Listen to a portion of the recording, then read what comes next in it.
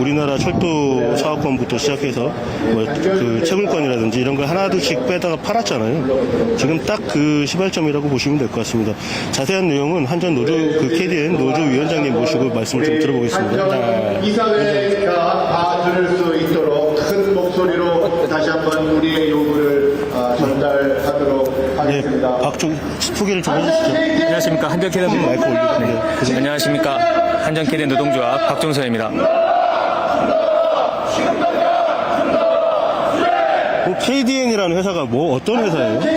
우선 한전 KDN은 대한민국에 있는 전력 설비들의 설치, 유지 보수를 해 나가고 있는 회사이고요.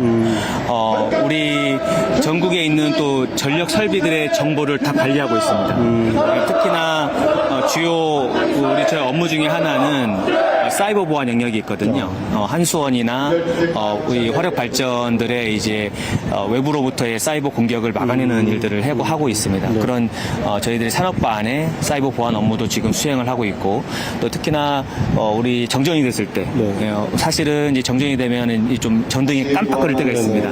이럴 때는 정전이 됐을 때 저희들이 설치해 놓은 ICT 기술을 통해서 예비 전력을 우회시켜서 바로 공급을 해드리는 역할. 그러니까 지금 저희가 하는 일들이 이 전력망 ICT를 통해서 우리 국민들에게 이 전기가 안정적으로 공급될 수 있도록 한 역할들을 주로 시행하고 있다고 생각해 주시면 될 것 같습니다. 그 한전 자회사가 굉장히 많더라고요. 네, 맞습니다. 몇 개 정도 되나요? 정확히 세보진 않았는데 제가 최근에 좀 분석해본 바로는 한 100여 개가 넘는 걸로 알고 있습니다. 네. 그 100여 개 중에 지금 한전 KDN이 굉장히 수익이 높은 회사인 것 같아요. 해당이 굉장히 많이 되더라고요. 예. 저희가 평균 한 200억에서 한 300억 정도 매년 하고 있고요. 저희가 작년 1,600억 했습니다. 근데 문제는 지금 20% 지분 매각을 하겠다는데 1,000억도 안 되거든요. 그래서 오히려 가만히 있어서 그냥 돈을 받아가면 될 구조인데 왜 굳이 팔려고 하는지를 잘 이해 못하겠어요. 한 해에 지금 이제 이 지분 매각을 하려고 하는 이유가 한전이 적자가 심하다라는 이유로 니네 가지고 있는 거 좀 팔아라. 팔아서 적자 보전을 해라 이건데 지금 한전 KDN은 작년 같은 경우는 1,600억을 한전에 갖다 줬단 말이죠. 근데 이거를 팔아먹겠다. 1,600억을 파나요? 네. 1,600억 1,600억을 중간 배당해줬고 지금 20%를 매각하겠다라면은 계산해보니까 20% 지분 매각되면 900억 정도 돼요. 900억 정도. 이 금액은 한전 적자 부채 해소하는데 0.1%도 안 됩니다. 근데 굳이 왜 팔려고 할까요? 우선은 뭐 정확한 저희들도 뭐 증거나 뭐 어떤 뭐 서류나 뭐 그런 것들은 없지만 추측을 해볼 수 있는 것은요. 저희가 2002년도에 LG 한전 파워콤이라고 저희가 사실은 통신 사업을 좀 준비하고 있었습니다. 근데 그 당시 한국통신이 민영화되면서 KT로 바뀌지 않습니까? 근데 그때 당시 민영화 시켰던 이유 중에 하나는 뭐였습니까? 국민들의 이 통신 요금이 부담된다는 거였거든요. 그래서 싸게 해주나 보다고 했는데 결국은 지금 상황은 굉장히 많이 비싸졌고 또 그 이익은 지금 저희한테 돌아오고 있지는 않지만 그때 저희들이 준비했던 통신 사업이 한전 파워콤이라는 회사를 운영하고 있었던 것입니다. 근데 그 당시 LG 파워콤 쪽으로 45.5%의 지분이 넘어가면서 저희 그 한전 파워콤이 이제 사명이 바뀌게 됐고 민영화됐거든요. 그래서 좀 그런 과정 속에서 LG 그 U+라는 지금의 회사가 될 수 있는 든든한 기반이 되지 않았나라고 판단을 하고 있고, 왜냐하면 그 당시 저희 2002년 당시에는 SK나 뭐 KT 그 한국통신이 있었지만 실제로 LG 그때 파워콤은 통신 그 전화도 잘 안 터졌거든요. 지방 가면은 전화가 잘 안 됐었습니다. 수도권이나 가야 그나마 잘 터지는 상황이었고, 근데 저희들이 수년간 전국 방방곡곡 산 뭐 진짜 시골 그 밤 새가면서 그 통신 설비들 다 구축을 했습니다. 근데 그걸 홀랑 다 먹어버린 겁니다. 그리고 그 네이버에 그 한전 파워콤이라고 쳐보시면 2003년부터 초고속 인터넷망 사업을 했다라고 나옵니다. 포털에 나올 정도로 LG가 그때 기반을 잡은 거거든요. 저도 그때 한번 얘기를 드린 적이 있는데 통신 쪽은 케이블을 다 깔아야 되는데 한전은 이미 케이블이 다 깔려 있는 거예요. 전력선이 전국에 집집마다. 그래서 그 전선을 이용하면 얼마든지 통신이 가능한 그런 상황이었기 때문에 통신 사업에 굉장히 유리한 조건이었어요. 사실. 정부가 이제 못하게 막은 거죠, 그죠? 그걸 말씀하신 거예요. 근데 중요한 거는 그 당시 한전 파워컴 쪽으로 이제 전직을 선택한 우리 선배들은 오래 못 버티고 다 정리하고 됐죠. 뭐. 네. 그러니까 뭐 아시겠지만 한국통신이 한 3만 명의 이 직원들이 있었습니다. 조합원들이 있었는데 KT로 민영화되고 나서 10분의 1밖에 안 남았거든요. 그게 사실은 저희들이 가장 두려워하는 부분들이기도 합니다. 그러니까 우리가 이제 그 민간 영역에 맡긴다. 그래서 자유 경쟁을 시킨다. 그러면은 자연스럽게 가격이 떨어질 거다라고 국민들을 자꾸 속이잖아요. 근데 이 자유 경쟁이 가능한 시장에서는 그게 가능할 수 있는데 지금 이런 기간 산업 같은 경우는 그게 불가능하단 말이죠. 특정 사업자가 독점적으로 활용을 하기 때문에 이게 가격이 떨어진다기보다는 아니 그걸 내가 비싼 돈 주고 샀는데 그걸 왜 내 가격을 떨어뜨려가지고 내 이익을 줄입니까? 그 자체가 말이 안 되는 건데 그러니까 우리가 이제 민영화라고 하는 게 왠지 국가가 하고 뭐 공적으로 하면은 질이 떨어질 거다. 그 비효율적이다라는 우리가 그런 이제 이미지를 갖고 있어요. 민영화라 그러면 뭔가 이제 좀 더 그 빠를 것 같고 뭔가 이제 효율적으로 그 방방 경영이 안 될 것 같은 그런 느낌을 갖고 있지만 실제로는 민영화라고 하면 안 되고 이 국가 기관망을 사유화하는 거예요. 맞습니다. 누군가가 한 명이 독식을 해서 그냥 먹어가는 거거든요. 이게 이제 얘기를 하셨어요. 아주 정확하게 얘기하셨는데 초대에 말씀드린 것처럼 국가 기관 산업이 독점 체제로 운영되고 있는데 그걸 민간한테 이관을 하면 민간은 그 독점 체제 그대로 이어받는 꼴이 되지 않습니까? 그래서 자유로운 경쟁 체제가 되지 않고 민간으로 넘어갈 이유가 없다는 거죠. 아까 저기 그 발언하시는 분도 한마디 하셨는데 이게 왜 보수 정권만 들어서면은 이 한전을 매각하려고 드냐 이 얘기를 아까 하시더라고요. 네. 그 부분 어떻게 생각하세요? 사실은 저희 한전캐드 지분 매각 이야기가 나온 건 벌써 세 번째 얘기입니다.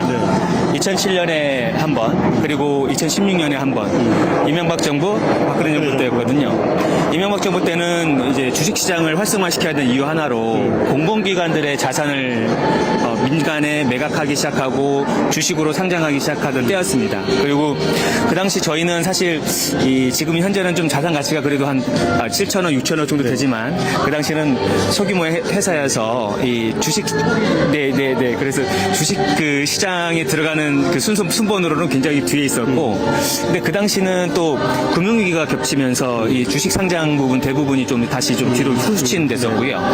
2016년 박근혜 정부 때는 저희가 그 원래 발전사가 원래 하나였습니다. 몸통이 하나였는데 5개로 찢은 이유는 민간에 넘기기 위해서거든요. 근데 2016년도 한국 남동발전부터 해가지고 주식시장에 내놓기 위해서 준비를 하고 있었는데 중요한 것은 이 유럽 같은 경우는 이미 신재생 에너지로 넘어가기 위해서 40년간 준비를 하고 있는 상태였기 때문에 매각 가치가 떨어져 버렸죠. 그래서 그런 상황에서 또 최순실 사건 터지면서 이제 정권이 또 바뀌었고 그러면서 이제 다시 또 뒤로 밀렸다가 또 이번 또 새로운 정권 들어오면서 다시 또 이 지분 매각 얘기가 다 나오고 있는 상황입니다. 그래서 이런 부분들이 좀 보수 정권이 들어올 때마다 참 힘든 싸움을 해야 되는 것 같습니다. 이게 이제 전력이라는 게 국가의 혈관 같은 역할을 하는 거잖아요. 그럼요. 그런데 이걸 왜 틈만 나면 팔아먹으려고 하냐고요. 민간이 하면 더 잘한다라고 말씀하실 수 있겠지만 전 세계적으로 봤을 때 정전 복구 시간이 평균 2분대라고 하면 이 전문가들도 거짓말 한다고 해요. 저희한테. 실제로 저희는 2분 안에 복구를 하거든요. 평균적으로. 근데 그만큼 품질 좋은 전기를 뭐 작년에 저희가 64원을 올렸지만 여전히 저렴하고 안정적으로 지금 공급을 하고 있지 않습니까? 정말 우리 국민들을 위해서 열심히 일을 하고 있는 이 전력 노동자들이 왜 이런 이 정권이 바뀔 때마다 참 이런 어려움들을 겪어야 되는지 참 답답하기도 하고 참고로 우크라이나 전쟁 러시아 우크라이나 전쟁 터지고 나서 프랑스 같은 경우는 전력 회사를 100% 국유화시켰습니다. 그 이유는 전력 안보 때문이거든요. 그렇죠. 특히나 우리 대한민국은 대한민국은 지금 보면 위로는 북한, 옆으로는 일본. 사실은 섬나라나 마찬가지입니다. 이게 고립돼 있다 보니까 뭐 유럽처럼 정전이 된다 하더라도 옆 나라에서 전기를 끌을 수 없는 구조가 아니에요. 그러면 오히려 더 우리 한전에 더 많은 투자를 하고 우리 국민들께 더 값싸고 질 좋은 전기를 공급할 수 있도록 해야 되거든요. 이런 역할을 해야 되는데 이걸 못하게 오히려 지금 막고 있는 상황이라서 참 많이 답답하기도 합니다. 민간한테 이양이 된다 그러면, 매각이 된다 그러면 그것이 그 기업한테는 경영상 어떤 의미가 될 것 같습니까? 아까 뭐 단적으로 말씀드린 그 한전 파워컴이 LG로 넘어가면서 그 이익은 지금 누구한테 가고 있습니까? 우리한테 지금 돌아오고 있습니까? 특정 누군가한테 집중되고 있지 않습니까? 마찬가지로 생각합니다. 이번 올해 한전 사장이 신년사에 얘기했던 말씀을 잠깐 말씀드리면 이탈리아 전력 민영화 사례를 말씀했어요. 그리고 이탈리아 전력 회사가 7배 성장했다. 그러면 전기요금은 어떻게 됐을까요? 아니 그 회사가 성장하는 얘기라면 회사가 뭘로 성장하겠어요? 전기요금 7배 올렸으니까 네. 이익이 7배 낮겠죠. 우리 국민들 지금 현재 내고 계시는 전기요금 한번 고지서 한번 봐보세요. 거기 곱하기 7배를 하셔야 돼요. 감당 가능하시겠습니까? 제가 사실은 좀 외부 전문가에게 들었습니다만 미국 같은 경우는 수도도 민영화되어 있거든요. 저희들이 사행 기준 한 달 정도 물을 사용하시면 그쪽은 평균 한 14만 원에서 15만 원 정도 낸대요. 지금 사행 기준은 얼마나 내시나요? 그러니까 저희 같은 공공 영역들이 하나씩 무너지면 공공 영역이 전체가 무너지게 되고 전체가 무너지게 되면 저희 국민들의 삶이 힘들어집니다. 네, 그런 것들을 지금 저희들은 막아내기 위해서 지금 싸워나가고 있는 것이거든요. 20% 지분을 가져가면 그 회사는 이 경영상으로 어떻게 관여를 하게 되고, 그 다음에 이제 그 회사는 어떤 이득을 얻을 수 있는지 그걸 좀 말씀을.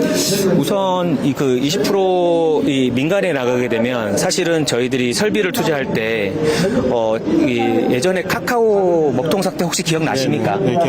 그때도 보면 그 문제가 됐던 이유가 뭐였습니까? 데이터 센터가 화재가 났다. 근데 그게 카카오톡에서 운영하는 게 아니라 외주화를 줘봤단 말이에요. 저희들도 20% 지분이 상당되면 주주들은 당연히 야 니들 돈 많이 벌어 영업이익 많이 내라고 하겠죠. 그럼 저희들은 설비 투자를 줄일 수밖에 없고 인력을 줄일 수밖에 없고 이 설비들에 대한 투자를 외주화 줄 수밖에 없습니다. 그렇게 되면 지금처럼 안정된 전기 공급이 되겠습니까? 그런 영역들이 저희는 부담스러운 것이죠. 그리고 이 한전이 사실상 저희들이 매년 이익 배당금으로 주는 게 200억에서 300억 정도가 평균적으로 지급을 하거든요. 아까 말씀드린 대로 작년 올해 1,600억을 좀 많이 했지만 중요한 거는 한전이 그동안 적자 상태에서도 버틸 수 있었던 거는 저희 같은 자회사들이 매년 평균 1.3조의 이익 배당금을 줬습니다. 그걸로 버텨왔던 거예요. 근데 그 이익 배당금을 줄이겠다? 그러면은 그 적자 상태를 버텨오겠던 이 돈이 줄어들게 되면 또 뭐가 발생할까요? 전기요금이 인상될 수밖에 없는 압박을 받을 수밖에 없습니다. 이걸 왜 굳이 하려고 하는지 참 어떤 이익 때문인지는 잘 모르겠습니다. 답답한 부분들이 많습니다. 결국에 인수한 기업은 어떤 베네핏이 있을까요? 예를 들자면 이게 100% 전체 지분 중에 20%를 가져가서 어떤 경영에 지금 한전 KDN의 지분 구조를 보면 20%가 어느 정도 역할을 할 수 있는지 제가 잘 이해를 못했었네요. 사실은 저희와 같은 자회사인데 한전 KPS라고 있습니다. 여기는 발전소를 유지 보수하는 회사거든요. 근데 여기가 이명박 정부 때 20%가 상장이 됐고 박근혜 정부 때 29% 상장이 됐습니다. 그럼 나머지 지금 51%를 한전이 가지고 있는 거죠. 근데 아까 제가 말씀드렸던 한전 파워컴이 처음 저희처럼 이렇게 20% 조금씩 상장되다가 결국은 블록들로 해서 45.5%를 LG로 넘겨서 결국에는 민간이 그 회사를 가져간 거잖아요. 저는 이게 지금 20%가 시작이라고 생각합니다. 그렇죠. 그래서 이런 영역들로 봤을 때는 이 지배 구조는 분명하게 말씀드리면 팔면 팔릴수록 이 민간으로 넘어갈 수밖에 없다라고 저는 생각합니다. 민영화가 시작된다고. 그렇죠. 조금씩 빼먹기 시작하는 거죠. 나랫배부터 빼기 시작하는 건데 이게 결국에는 지금 아까 처음에도 말씀드렸지만 한전의 가장 큰 이익을 가져다 주는 자회사 중에 하나예요. 그러면 이거를 그 헐값에 한 해에 1,600억을 갖다 주는 회사를 800억에 20%를 팔아먹고 그러면은 결국에 이제 한전 자체는 더 이제 적자 폭이 더 늘어나겠죠. 오히려 거꾸로 적자를 메꾸라고 지금 파는 건데 지금 늘어나면 한전이 허물어지기 시작하겠죠. 그러면 결국에는 이게 어디로 귀결이 되냐? 한전 자체를 민영화하자로 갈 수밖에 없는 거예요. 이거는 지금 적자 복구를 위해서 오히려 적자 폭을 더 늘리려는 시작이라고밖에 안 보이고 거기서 이제 어떤 누군가 특정 대상이 이걸 노리고 있다가 이거 국가 기관 산업이니까 절대 망할 일 없잖아요. 그죠? 그래서 말 그대로 민영화라고 말은 하지만 20% 가져가가지고 네. 어떤 민영화가 그렇게 효율적으로 경영이 되고 할 수가 있을지 참 미지수고 그다음에 이제 가져가는 게 문제는 독점으로 가져간다는 거는 이거는 합리적으로 설명이 안 되는 거예요. 시작이 어렵지. 한번 하고 나면 그 다음에 어떤 핑계를 대서라도 조금씩 더 팔아먹을 겁니다. 이게 이명박 때 우리가 그 민간에 얼마나 많은 걸 넘겼는지 잘 알고 계시잖아요.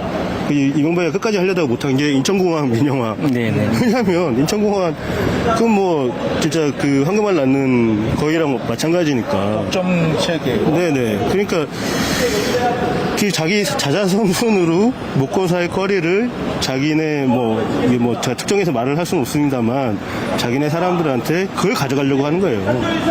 지금 이것도 마찬가지로 보수 정권들이 왜 그걸 노렸을까? 이명박이 자기 입마에 포켓하기 위해서 한전을 민영화 시키려고 했을까? 아니면 박근혜가 그랬을까?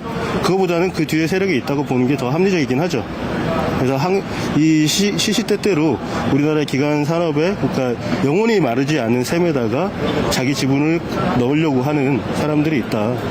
이게 이제 이 보수 정권의 어떻게 보면 베이스가 되기 때문에 그 피해는 고스란히 국민들이 받아낼 수밖에 없다. 이렇게 봐야 될 것 같습니다. 이제 전력망을 관리를 한다고 그러셨잖아요. 이게 굉장히 국가 안보상으로 굉장히 중요한 그 설비고 또 망 관리 자체가 안보상으로 굉장히 중요한 포지션인데 이걸 민영화했을 때 어떤 영향을 받을 수 있을 것 같습니다.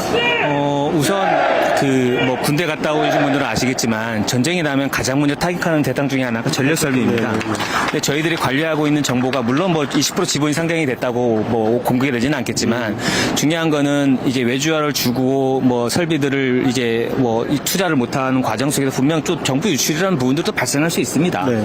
그리고 저희들이 이 전문가를 키워서 사이버 안보나 이 보안 영역을 지켜보고 있는데 이걸 외부에 이제 외주화를 준다는 거는 그만큼 그 전문성이 떨어지게 되고 그로 인해서 이 정보들은 밖으로 나갈 수밖에 없다라고 저는 판단이 되고 저희들이 그 한수원 특히 이게 원자력 발전소 같은 경우 사이버 보안을 하면서도 하루에 수백 건의 공격이 들어와요. 그걸 저희들이 막아내고 있거든요.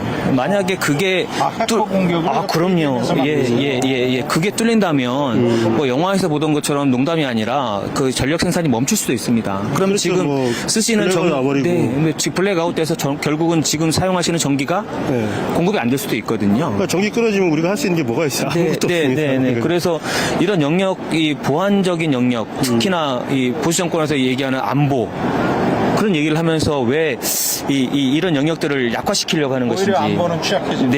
아니 이게 지금 한전 사장이 김동철 전 국회의원이더라고요. 네, 맞습니다. 보수잖아요.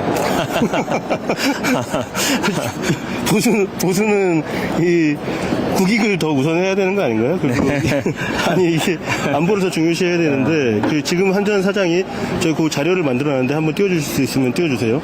한전 사장이 김동철 전 국회의원입니다. 그래서 아니 이 사람들 도대체 산자위원장 산자위원장도 했었고. 사실 참 좀 답답한 게 예를 들어서 저희 지분 20% 매각해서 지분 상장해서 지금 100조에 200조의 이 한전 이 부채가 탕감이 된다 그러면 당연히 하죠. 못할 게 뭐 있습니까? 아무리 봐도 내박을 잘 모르는 저희 같은 경우도 바깥에서 볼 때는 이거는 특혜성 매각으로밖에 안 보이거든요. 이게 공정한 절차를 거쳐서 객관적으로 투명하게 하는 것도 아니고 그냥 한전 이사의 여러 가지 땅땅땅 하고 끝 이렇게 가놓고 있고 그것이 좀 그저께인가 어젠가 언론에서 이렇게 공개를 해버리니까 조금 알았는데 그 언론사가 공개 안 했으면 일반 국민들은 잘 모르시죠. 일반 국민도 잘 모르고 지상파에서도 방송을 거의 안 했거든요. 저는 좀 아쉬운 게 우리 국회에서 기자회견을 했음에도 불구하고 제가 뉴스를 참 오랫동안 지켜봤는데 한 컷도 안 나오던데요. 저희도 올 1월달에 국회에서 기자회견 한번 했는데 아무도 안 시켰어요. 그렇습니까? 네. 저희는 어렵게 길을 잡아서 했는데도 너무 좀 답답한 민주당에서 최고위원들이 막 호응하고 위원장하고 예, 예. 나름대로 예. 최고위원까지 나서가지고 했는데 네. 하나도 안 실려. 네.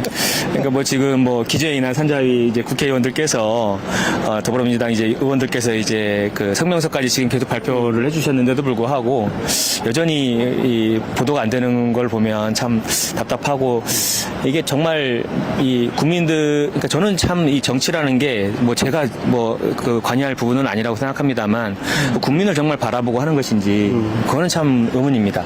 예. 아, 저는- 지금 제일 심각한 거죠. 네, 네. 근데 사실 이 윤석열 정권 같은 경우는 국민을 위해서 굉장히 일을 하고 있어요. 근데 우리 국민은 아니고 자기 국민이 어디가 어느 국민이냐가 물 건너서 있죠. 네, 네, 네. 물 건너서. 네.